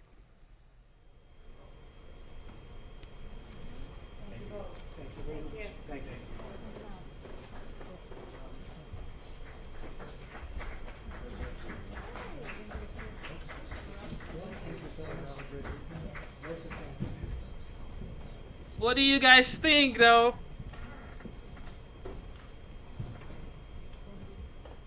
What do you guys think about what just happened?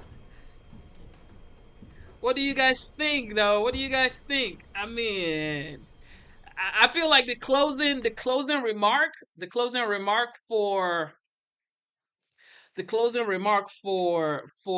Kamala was okay because she also spoke about the things she wanted to do. She spoke about her past being the persecutor.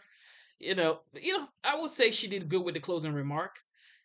And Trump, in the closing remark, he fully went for the Biden and Kamala administration, which is messed up border, new situation in Ukraine and Russia, Israel and the Palestinian people, the Middle East, and all that stuff. And he also spoke about him building up the United States military. Okay, so if you think about it, I think he did what he was supposed to do, and she, you know what? Let's listen to that closing remark one more time. Okay, let's listen to that closing remark one more time. Let's listen to it. People know we all have so much more in common than what separates us, and we can chart a new way forward. And a vision of that includes having a plan, understanding the aspirations, the dreams, the hopes, the ambition of the American people, which is why I intend to create an opportunity economy, investing in small businesses, in new families, in what we can do around protecting seniors, what we can do that is about giving hardworking folks a break and bringing down the cost of living. I believe in what we can do together that is about sustaining America's standing in the world and ensuring that we have the respect that we so rightly deserve, including respecting our military and ensuring we have the most lethal fighting force in the world. I will be a president that will protect our fundamental rights and freedoms, including the right of a woman to make decisions about her own body and not have her government tell her what to do. I'll tell you, I started my career as a prosecutor. I was a DA, I was an attorney general, a United States senator, and now vice president. I've only had one client, the people. And I'll tell you, as a prosecutor, I never asked a victim or a witness, are you a Republican or a Democrat? The only thing I ever asked them, are you okay? And that's the kind of president we need right now. Someone who cares about you and is not putting themselves first. I intend to be a president for all Americans and focus on what we can do over the next 10 and 20 years to build back up our country by investing right now in you, the American people. Vice President Harris, thank you. President Trump? So she just started by saying she's going to do this, she's going to do that, she's going to do all these wonderful things. Why hasn't she done it? She's been there for 3.5 years. They've had 3.5 years to fix the border. They've had 3.5 years to create jobs and all the things we talked about. Why hasn't she done it? She should leave right now, go down to that beautiful White House, go to the Capitol, get everyone together and do the things you want to do, but you haven't done it, and you won't do it because you believe in things that the American people don't believe in. You believe in things like we're not going to frack, we're not going to take fossil fuel, we're not going to do things that are going to make this country strong, whether you like it or not. Germany tried that, and within 1 year, they were back to building normal energy plants. We're not ready for it. We can't sacrifice our country for the sake of bad vision. But I just ask one simple question. Why didn't she do it? We're a failing nation. We're a nation that's in serious decline. We're being laughed at all over the world. All over the world, they're laughed. I know the leaders very well. They're coming to see me. They call me. We're laughed at all over the world. They don't understand what happened to us as a nation. We're not a leader. We don't have any idea what's going on. We have wars going on in the Middle East. We have wars going on with Russia and Ukraine. We're going to end up in a third world war, and it'll be a war like no other because of nuclear weapons, the power of weaponry. I rebuilt our entire military. She gave a lot of it away to the Taliban. She gave it to Afghanistan. What these people have done to our country, and maybe toughest of all, is allowing millions of people to come into our country. Many of them are criminals, and they're destroying our country. The worst president, the worst vice president in the history of our country. President Trump, thank you. And that is our ABC News presidential debate from here in Philadelphia. You know what I mean? He actually, let me block you real fast. Carter Venema. You know what I mean? Like he did what he was supposed to do, which was point out the wrongdoing in the current administration. And she did what she was supposed to do too, which was, talk about the thing that she wants to do. However, she is currently part of the current administration that we are in right now. She's part of the Biden Harris administration. So, and him saying that you can go back to the White House and have a meeting and actually plan on doing it. You see, so now it's like, yes, actually you could, but then she's running based on what she will do instead of running on what she has already done. Except she hasn't done enough to run on, and Trump is solely running based on what he had done before, which you got to think about it. It's a win-win, man. It's a win-win. In my opinion, Trump won the debate. Trump won the debate. And if you check from the polls, normally you would see Trump when I say who is supposed to be the next president. In the polls, you would see that Trump would be around on like 68 to 70%. Now Trump is on 84%. Are you seeing the difference? This is why I said it a long time ago. I said the more Kamala comes on camera to talk, the less the lower her numbers would go. So she should stay away. Let me block you, holes the do zero real fast so you can stay off my YouTube, not me staying off your YouTube. Go away. Okay, so if you think about it, now Trump is on 84% and Kamala is on 16%. This would never had happened before. Like if you've been watching my live streams, you would see that you would see that you would see that she's always on like 30% to 35%. Now she's on 16%. Told you. I told y'all, like I told you, you guys shouldn't, she should have just declined the debate. She should have just declined the debate. Now she's out here. The polls have changed, and now everybody's gonna be voting for Trump. And this is just the facts. He pointed out everything she could be doing, and she was attacking him based on what he said to John McCain, or what happened 30, 40 years ago. Nobody cares. Okay, people cannot buy groceries. People are suffering right now. People are going bonkers on the gas prices. People don't even have savings. You feel me? So it's like, I don't know, man. I don't know. I don't know. And I know it's only going to get it's only going to go down from here. Because now, if you check CNN, I'm sure CNN is going to be, hyping her up, and other channels that, support them. They're going to be like, oh, she did wonderful. She did this. She did that. She called him out. So that poll may, rise a little bit because people actually watch the news. So when people don't, some people would never even watch the debate. Like the way we watched the debate right now, some people may never actually watch the debate. They're just gonna watch the reviews from like CNN, Fox, ABC, MSNBC, CNBC, CBS. This is how people are gonna watch or like just see the reviews instead of actually watching and listening from A to Z like we did. Some people are not gonna do that. Okay, so the poll may still fluctuate because now people are gonna be like, "Oh, Kamala won based on what this person said, or based on what this media house said." So for people who actually watched the debate would know OG Trump won. It is just facts.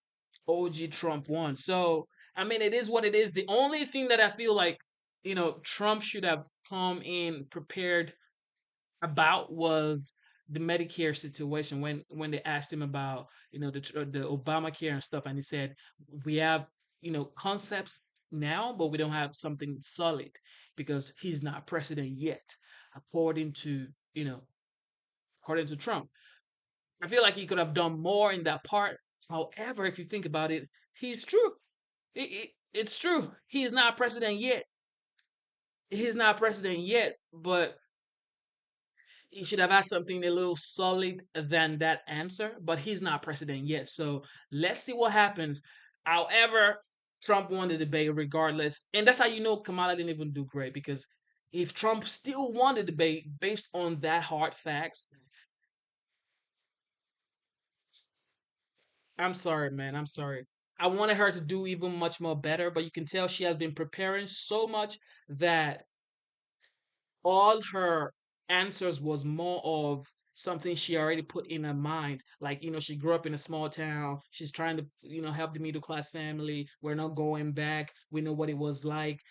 Like the same thing that she said during the DNC, that's what she's still coming out here to say.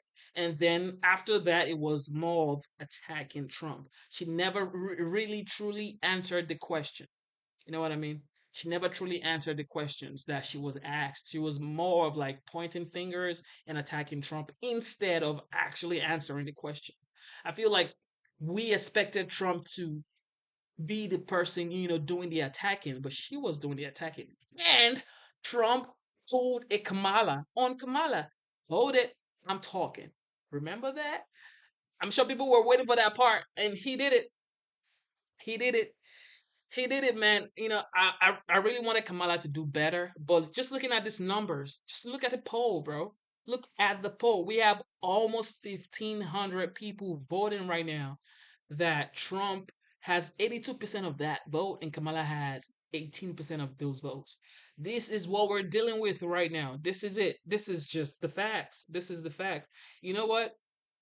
I will be back. I will be back. I will be back to we're gonna watch this debate all over again, and we're gonna actually analyze it, like points for points, points for points. But I'm glad you guys were here to watch it with me, to actually experience this with me. And I'm glad that you guys have voted. You guys have voted for, your winner. It's not me. I'm not the 1,500 people on the votes voting for Trump. Okay? It's not me. You know what I mean? It is just what it is. Kamala didn't do enough. She didn't do enough for people to say, you know what, you, you won. I mean, she didn't even do up to 50%.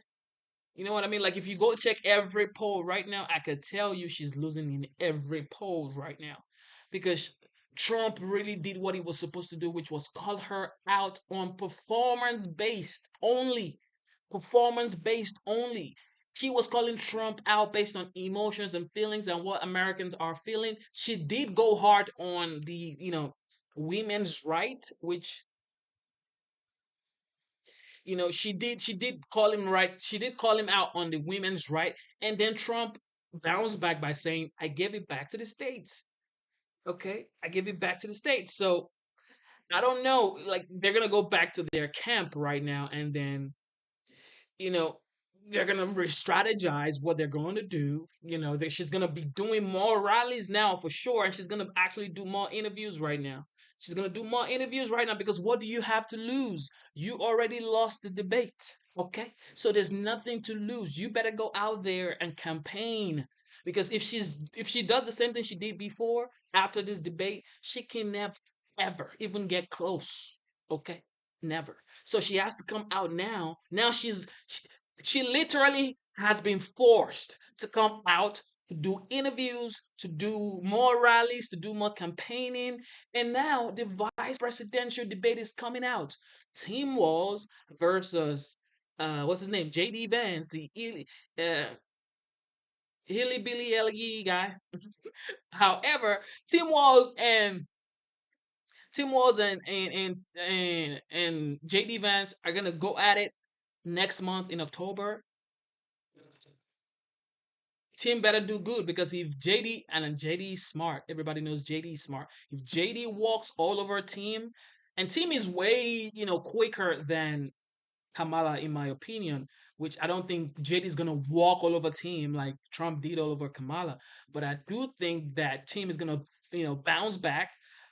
But JD has a way of articulating himself in a way that appeals the audience. And I gotta tell you, man, yesterday we did a live show. We did a live show and we said, is Trump the greatest? No, no, we said the greatest debater in American history when it comes to politics. And Trump just proved it again. He proved it again that he is the greatest debater in American history. He just did it again. He proved it again. He proved it again. He came out. Everybody thought she was gonna, I'm gonna walk over Trump. People were like, she's gonna walk all over him. You guys were here. Everybody in the chat right now, the Democrats in the chat, like last week, 2 weeks ago, 3 weeks ago, even up until 2, 3 days ago, people were like, she's gonna run over Trump. I told y'all, this man is not to be fucked with. Now y'all have you've been handed your egg. Okay. You've been handed over your ass. I told you. I told you you better go prepare. She tried, but that's all you can say. She tried. Okay? She tried, but she's no match. I'm sorry, man. I want a woman to one day, be the president of the United States. but she ain't. I don't, man. I don't. Yeah, we ain't gonna cap. I told you guys. I told you. I told you guys. I told you guys. She tried, but she's not. She's not. She's no match, bro. She's just no match for. She's no match for this juggernaut called Donald J. Trump. She's no match. I'm sorry. I know you guys are gonna be like, you know what? Oh, you're a misogynist, you're a sexist, you're this, you're that. It's just the facts. She's no match. I think she's done good for herself, but she's no match for Donald Trump. She's no match. So you better go vote. Make sure you vote. Make sure you vote. I got my stuff in the mail. I got my stuff in the mail. Kamala, this says dangerously liberal, and it came from this dog right here. Okay, came from this dog right here. So make sure you vote. Make sure you vote. Make sure you vote. Make sure you vote. Don't be out there saying, what, Trump won the debate, so he's gonna win the election. Nope. You better make sure you vote. And if you think Kamala did, she didn't do enough, still make sure you vote. Still make sure you vote. You gotta vote, man. You gotta vote. You gotta vote. You gotta make sure you vote. So, no matter what it is, make sure you vote. Okay?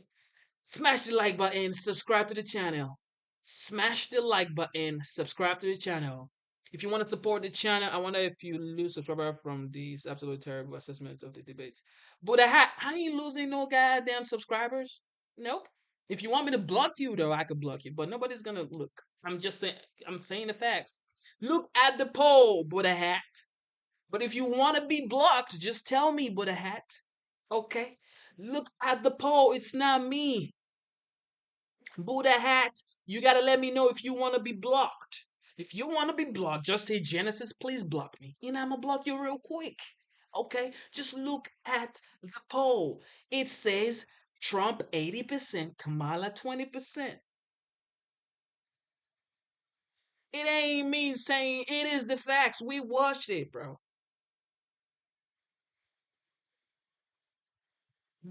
Bro, it ain't like what, like, y'all like being emotional and all in your feelings about BS. We watched it. She lost. He won. That's it. It ain't no like relax, bro. Relax.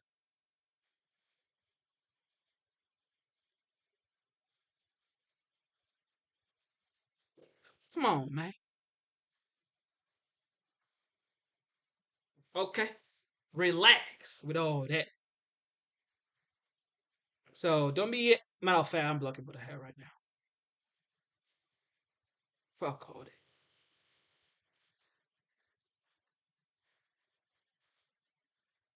So that's how it goes, bro. That's how it goes. That's how it goes. All right. Smash the like button, subscribe to the channel. Thank you so much for tuning in. Thank you so much for being a part of the show. Thank you, thank you, thank you. Thank you, thank you, thank you, thank you, thank you, thank you, thank you. We are going to watch this all over again, but not now. We're gonna be back in the morning. In the morning, if you want to re-access, reanalyze, whatever this debate, if you think she won or whatever, we're gonna watch it again in the morning. Thank you so much. All right, shout out time. I got Nia Truck, my guy, the moderator of tonight. Andolini, he says, thanks, Genesis Madhouse. God bless you, Andolini. In the garage, Eduardo, George, Luke, Alex Mission, XX Dark, Fresh Fiji, Omar, BMG Tormentor 117, Roscoe Garcia, Teen, you know what time it is. Avia, Omar Hernandez, James Francis, Alfredo Roscoe, Kunai VGC, man, Dan Garcia, Mario Chavez, Mikey the Gritter, Dave, Anthony Sales. Man, everybody watching the live show, you guys are the best. Thank you, thank you, thank you so much. If you want to support the channel, the Cash App is right there. I don't make money from these videos yet. Hopefully, I'm going to be able to make money from these videos because YouTube says, long story. People who have been watching me for a while, they know YouTube says my content may be hurting the viewers. Hopefully, it gets reanalyzed and I get monetized. So for right now, I don't make money from these videos. I just have so much passion for this shit, and I'm glad you guys are here to watch and be a part of it. Thank you so much. God bless you. Instead of looking for perfection, seek for consistency. Instead of looking for perfection, seek for consistency. God bless you. Thank you so much. Thank you so much. Thank you so much. Thank you so much, man. God bless you. We're gonna be back. We're gonna be back. Might not be tonight, might be in the morning, but we're gonna be back, okay? God bless you. I really appreciate you guys. You guys are the best. Without you, there is no live stream, okay? So smash the like button, subscribe to the channel, and let's get it. God bless you.